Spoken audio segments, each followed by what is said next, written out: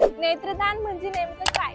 नेत्रदानाबद्दल सर्वांना खूप सारे प्रश्न पडतात, तर आपण त्याबद्दल थोडीशी माहिती जाणून घेऊया. आपण विविध प्रकारचे दान करतो, त्यामध्ये सर्वात श्रेष्ठ दान म्हणजे नेत्रदान. यामध्ये कुठल्याही प्रकारचं रक्तगट, वय, लिंग, जाती, धर्म कोणताही विचार न करता आपण नेत्रदान करू शकतो. नेत्रदान हा दिवस आपण 10 जून म्हणून साजरा केला जातो. नेत्रदानाची सुरुवात भारतात कशी झाली? स्वर्गीय डॉक्टर RES मुथय्या यांनी भारतात पहिली नेत्रपेढीची स्थापना केली. 1948 मध्ये त्यांच्याद्वारे पहिला कॉर्निया प्रत्यारोपण सफलतापूर्वक पार झाला. तर यामध्ये सर्वांना प्रश्न असतो की नेत्रदानामध्ये कोणता पार्ट आपण डोनेट करू शकतो, किंवा कोणाकोणाला वाटतं की आपण पूर्ण डोळा हा डोनेट करू शकतो.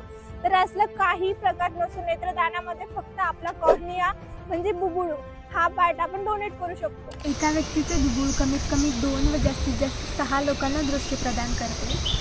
काढलेल्या बुबुळाने मृत व्यक्तीच्या चेहऱ्यावर कोणत्याही प्रकारचे विद्युतपण येत नाही आणि चेहरा दिसायचा राहतो. नेत्रदान हे आपण फक्त मृत्यूनंतरच करू शकतो, कारण डोळ्याचा पार्ट कॉर्निया बुबुळ हा आपला मृत्यूनंतर 5 ते 6 घंटे जिवंत असतो. त्यामुळे मृत्यूनंतर 5 ते 6 घंट्याच्या आतमध्ये आपण नेत्रदान करणे गरजेचे असते. नेत्रदानासाठी कालावधी 10 ते 15 मिनिटं असते. यासाठी कोणत्याही प्रकारचे ऑपरेशनची गरज लागत नाही आणि कोणत्याही प्रकारचे शुल्क आकारले जात नाही.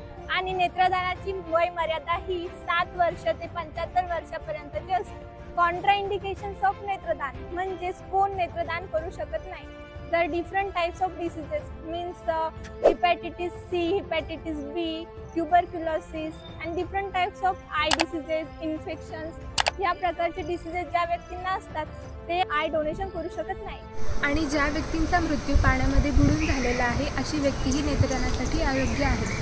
स्वइच्छेने नेत्रदान करण्यासाठी काय करावे? आपल्या जवळील नेत्रपेढीमध्ये जाऊन अर्ज भरून नेत्रदानाची प्रतिज्ञा करावी आणि आपले नेत्रदान कार्ड स्वीकारावे. नेत्रदान हे एक असे दान आहे ज्याने आपण मृत्यूनंतरही जग पाहू शकतो. नेत्रदानचा संकल्प करा आणि प्रत्येकाने मृत्यूनंतर मृत्युंजय बना.